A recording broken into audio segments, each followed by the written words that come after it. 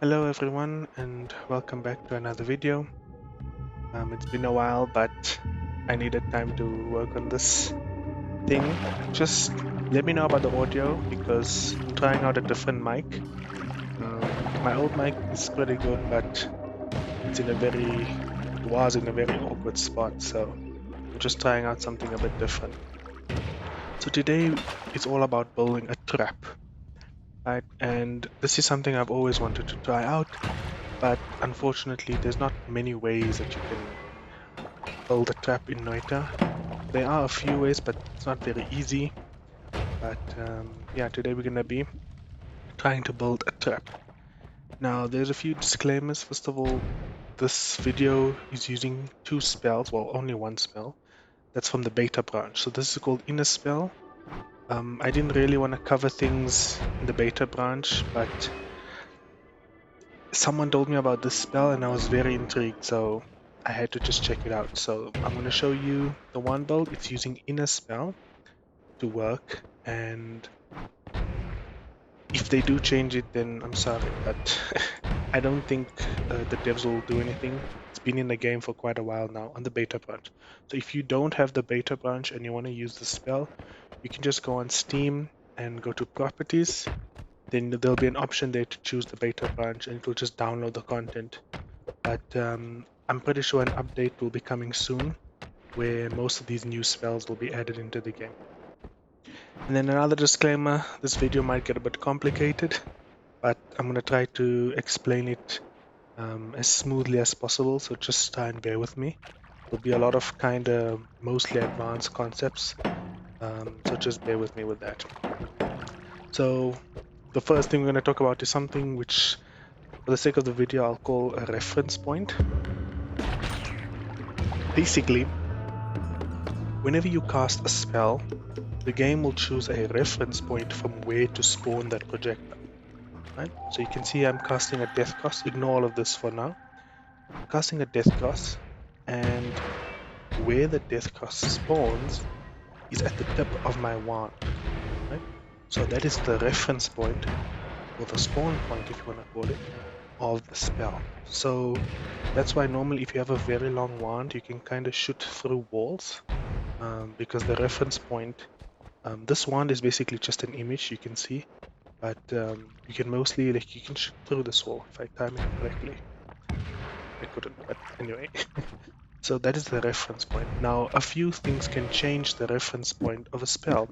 Obviously, like for example, a spark bolt with trigger spells and timer spells, and also, for example, delayed spell cast or long distance cast. Those kind of casts can change the reference point. So the spark bolt with trigger will be cast from the tip of my wand, and then once it hits a wall, it will spawn in the next projectile, the death cross, with a new reference point being wherever it hit the wall. And of course, if you've ever used triggers, this is basic common knowledge. You understand how that works, right? A timer works in the same way, but it doesn't need to hit a wall. So you can see a timer has a maximum range, but if it does hit a wall, it also sets the reference point to that location. You can also obviously use long distance cast, but there's nothing special about long distance cast. Long distance cast is basically just a timer, basically like a drilling shot timer. It can go through walls.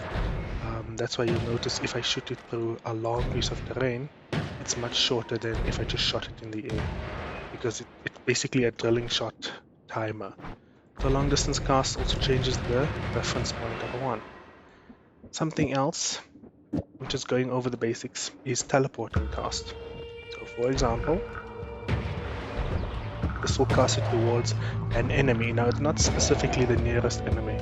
In the code, it determines a set range and then it chooses a random enemy within the range. The range is about this circle here, and teleporting cast will choose a random enemy to attack. That's why sometimes teleporting cast can seem a bit inconsistent. It's not the closest enemy.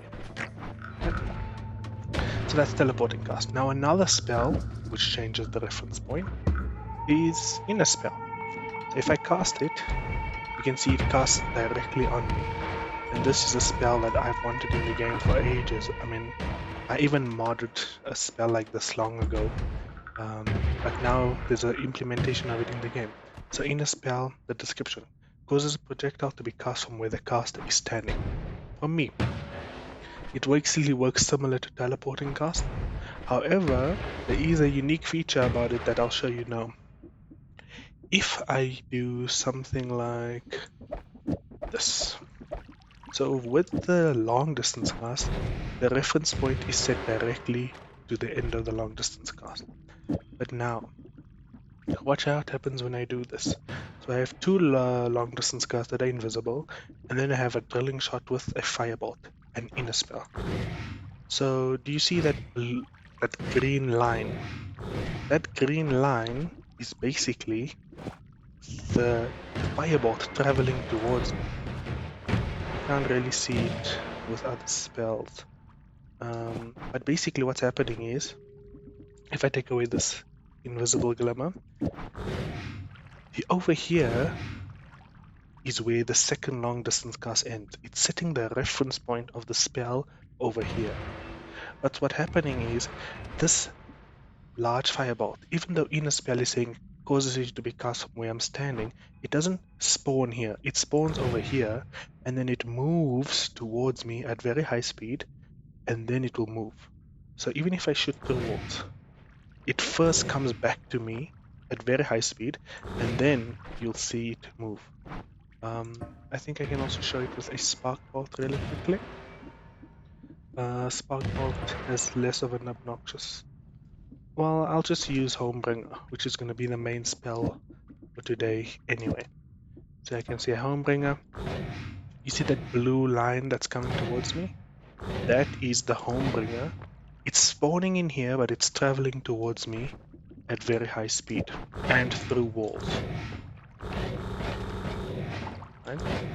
Homebringer always looks so pretty. So we're going to abuse a mechanic here. So if I show you without the inner spell, and I use homing, if I just spawn long distance cast Homebringer, what Homebringer does is it brings the target hit closer to you. Right? So I'm going to take off the long distance cast and just show you something quickly. If I find an enemy, I'll spawn and they'll get teleported to me. If I take off this, you see they get teleported to me. Now the important thing to note is they don't get teleported to me. They get teleported to the reference point of the spell. So if I spawn, for example, if I add a drilling shot over here, and let's just add light shot. So you can see the spell was spawned here, the reference point was here. Then it traveled through the wall because of drilling shot and hit the guy, the zombie, and then he got teleported here. So it doesn't teleport to me. It says bring the target closer to you, but in actual fact, it's not closer to me. I can spawn it there, and that's where I'll teleport. And if it reaches, well, it's too much terrain, but you will get teleported from where the Homebringer reference point is. Okay, so that's a very important thing which we're going to abuse shortly. I'm just going to go to the first holy mountain, and that's basically what I wanted to explain about reference point. Now, why is this so important? I want to go to Comey to explain something really quickly. So when I first got the spell, I thought that, the Homebringer would just work as normal and that it would take me to, for example, the actual character. But with Inner Spell, which I can actually show you here, right? If I use Inner Spell on this Homebringer, look at this. I'm going to spawn the long distance away from me. And you see where he got teleported to? Over there. So what I'm doing is I'm spawning the Homebringer over here. The Homebringer, the Inner Spell, is causing him to teleport to me at high speed. I'm messing up my words. Can you stop that, sir? So what's happening is this 3 long distance cast, spawning the spell over here. Then with Inner Spell, it doesn't actually, it spawns here, but it moves towards me at high speed. So it's here. then it will hit an enemy, but the reference point is not at me. Remember, that's not how inner spell works. It already got spawned over here. It just moved towards me very quickly. So the reference point for Homebringer is over here. And then when it hits an enemy, he gets teleported to that location. So with this, I can basically teleport an enemy into a wall. Now, if that was a cool feature, it would be all well and good. So for example, this guy here, I can teleport him into the wall, as you can see. That's a cool feature on its own already, but not something that I'm going to be focusing on today. So just so you know, you can teleport an enemy into the wall, and I'll show you now with Steve. So I'll spawn it there, but when it hits him, there's he over there. I lost some health, but I teleported him into the wall. So that's something cool you can do. Now we're going to abuse this mechanic even further with the pollen-powered spell generator. So we're going to be going to Colme, and you are going to need a gold pouch, right? So let's go make our way to Colme. Now the next part of this build will be using something called a pollen-powered spell generator. It's just a way of rapidly spawning in many projectiles. And I have a whole video on it, so you're welcome to watch that. So I'm not going to go too in depth about this concept, right? Because I've already made a video about it in more detail. Where are you now, Colme? I do want to get rid of this guy as well. Right. So I'll just heal up. This is why we need the gold pouch. Basically, we need to pay Colme a bit of rent. So I'm just going to put this gold pouch over here. And the reason why we need to pay him rent is because we're going to be using this spot for some very important assigns. Right. So I'll just leave this here. Now, I have a matter eater freezing gaze. It's my favorite way to dig. I'm just going to delete the lava because it kind of optimizes the performance. With all this lava going around, it does slow the game a bit when I was doing my tests. So I'm going to just remove this overhead lava. And we also do need this space. I'll do all of that. Right. So there's a cool little secret if you don't know about that text. Right. So we need this space, that's why we paid Colme our rent. And now what we're going to do is this here is a pollen-powered spell generator. It looks crazy, but all you need to know is this section here, up until this double cast. It's a shield which has piercing, and it's rapidly spawning in pollen, and it will trigger a second pollen, which keeps the chain going, and whatever I want it to spawn. Right now I want it to spawn 2 dropper bolts with add timer. So over here is the pollen-powered spell generator. It's spawning a non-explosive dropper bolt with a timer, and the first one that explodes, it will spawn another dropper bolt with timer, and then it will spawn a death cross. The reason for that is because I want the death cross to spawn lower than the pollen-powered spell generator. So this is not a video about death cross. I'm going to remove, well, I don't have to remove. I'll put this over here in a spell. So now what will happen is, over here, the inner spell is causing the death cross to move from over here towards me at very high speed. Now, pollen-powered spell generators are really cool and interesting, but one of their main downsides is if you move away from the area, then the thing actually stops working, because the game has some optimization checks in place that if you actually move away from an area, it just completely unloads that area. Oh, don't teleport me. It will just completely unload that area, and then your spell would disappear. But as you can see, I'm very far away from Colme right now, but my death crosses are still spawning, moving towards the poor Scarlet Scorpion. But as you can see, my death crosses are still spawning. Right? Now this would be amazing on its own. Again, keep expanding on the concepts. If you wanted to do this before, you would have had to use Tentacle with Timer, because Tentacle with Timer will always spawn on the player character. But right now you can see there's no tentacles, but the death cost is spawning from my location. And you could put whatever you want. It doesn't have to be death cost. It could be black hole for infinite digging. It could be some kind of highly damaging wand. The possibilities are quite literally endless in Noita. But what we are going to use is Homebringer. We're going to spawn them into a trap. So I'm just going to clear out this thing. You can obviously use explosive detonator for that. So now, instead of spawning a useless death cost, what we are going to spawn is a homing true orbit Homebringer teleport. Now I don't need the true orbit, I'm just using it because it looks pretty. And what I'm going to do is spawn it over here, just because I want to see.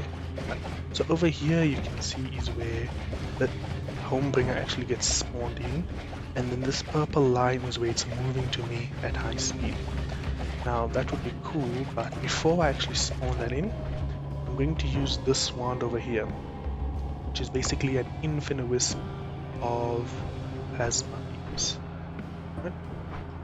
So if I can just get my distances right.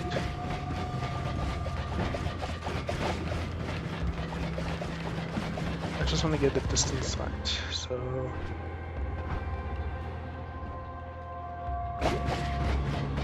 somewhere there. Okay. So what I'm going to do now is spawn in a bunch of plasma beams.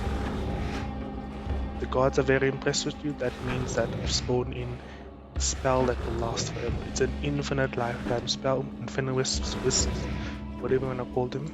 They've been in the game for quite a while, it's not a new concept. Basically, I'm just spawning in a lot of them. And what I'm going to do is, above this plasma beams, I'm going to cast in my Homebringer. So you can see the Homebringer is about here. It's a little off center, but I'm not going to spawn in a second one. I guess I could. I'll just do it really quickly.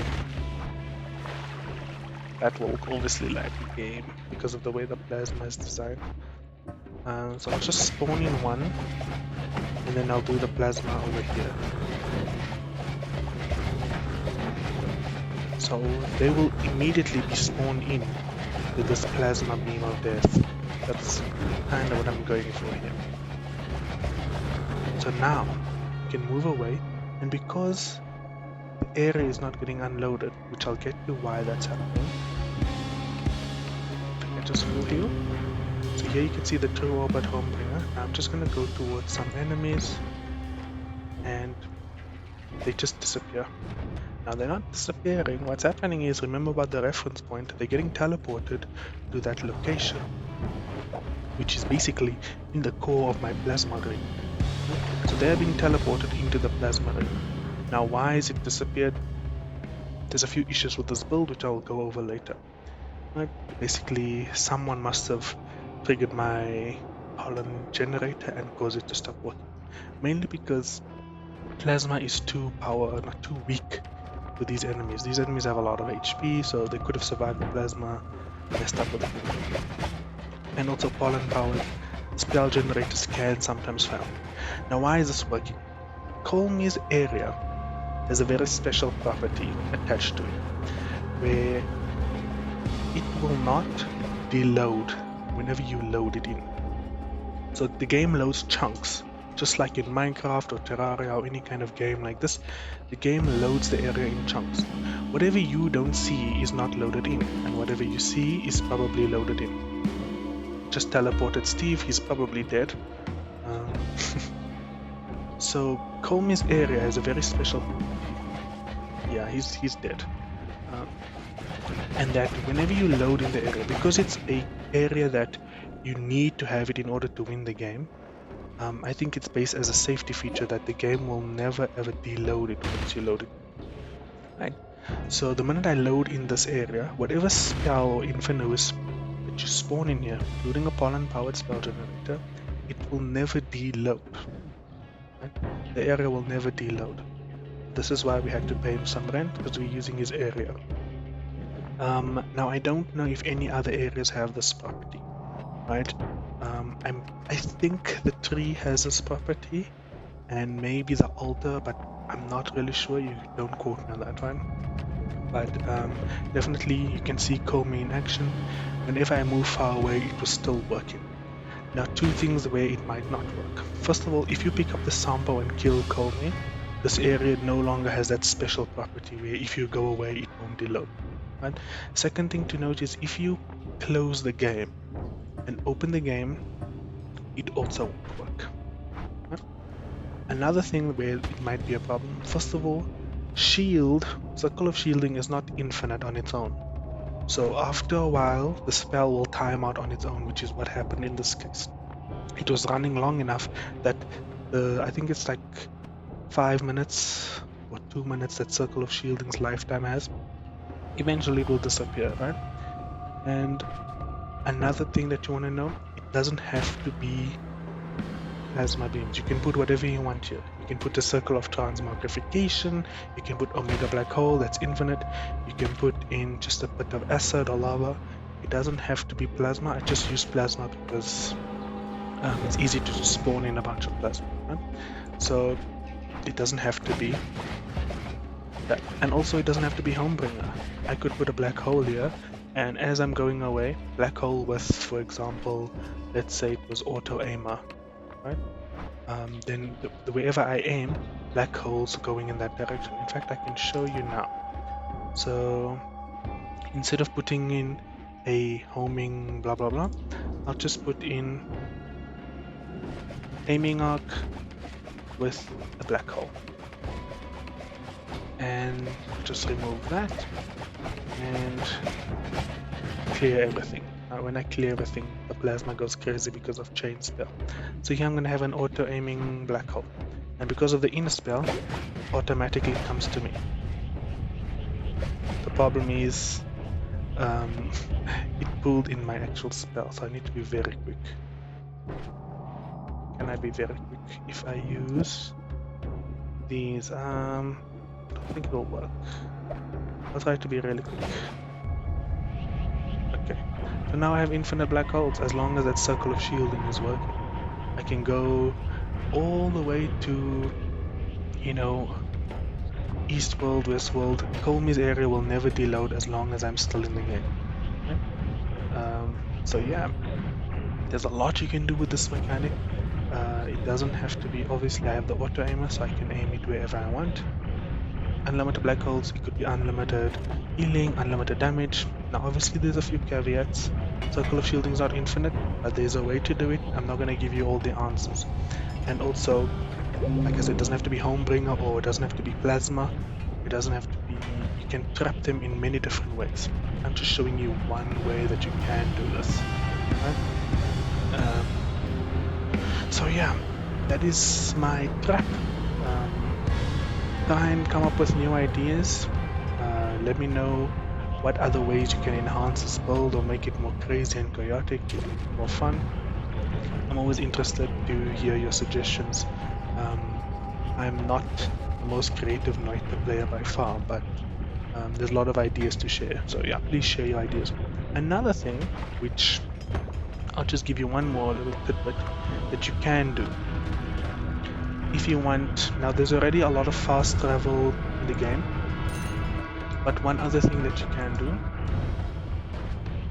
if I can get to my area, is if you want to immediately come back to this area, you can use the Homebringer. Where is it? I think I threw it away. What you can do is you add in piercing. So over here, piercing, I always get blind when I'm looking for spells. Piercing, and as a projectile, I can use Homebringer. And I don't know why you would want to do this,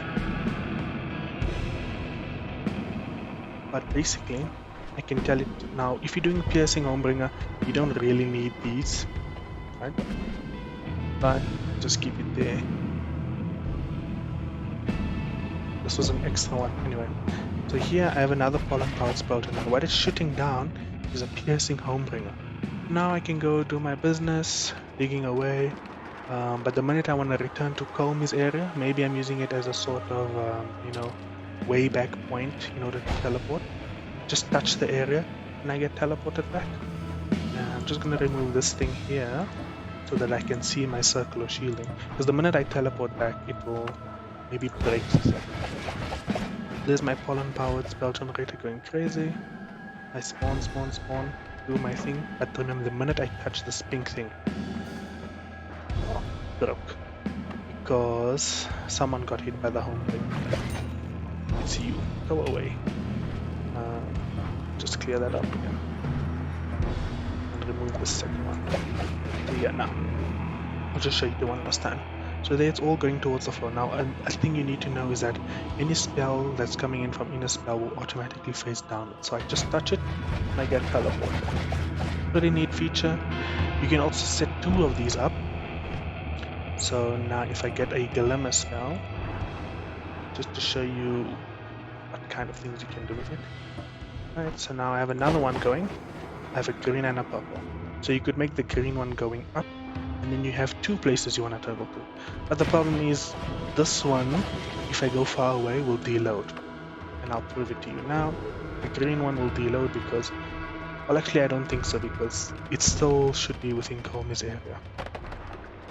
Oh, no, it actually deloaded, as you can see, because I was too far away and it's not in Colmy's special area. Deloaded. Yeah, but I touch it and I'm back. So a lot of cool things you can do with it. I really hope they add more. Maybe they could make the altar a special area like this where it can never deload. And you can have like immediate fast travel between 2 places. But like I said, there's a lot of possibilities with this. Making traps where you can just delete enemies by teleporting them to a black hole. But also, if you don't want to do all those crazy things with the pollen-powered spell generator and the Infinibus Plasma, remember, just long distance cast, inner spell, and teleport. This alone is enough. This here will spawn, if you click it into a wall, well, you might need homing. Let's say you had homing on here, and then you spawn it in a wall. The actual teleport bolt will be in a wall, and then it will aim at an enemy and they get teleported into a wall, as I showed you earlier. There's a lot of possibilities with this, and I'm really excited to try out the other beta branch spells. I really didn't want to cover them because generally when things are in early access, it's unstable and it might get changed. But I hope they don't remove the spell or even change the way the reference point system works, because it's really interesting. I really like how it works. So yeah, let me know what other spells you want me to go over from the beta branch. There's a lot of interesting things they've added, but show me your creations. Enjoy the video. I hope you learned something. I hope you enjoyed, and I'll see you in the next one.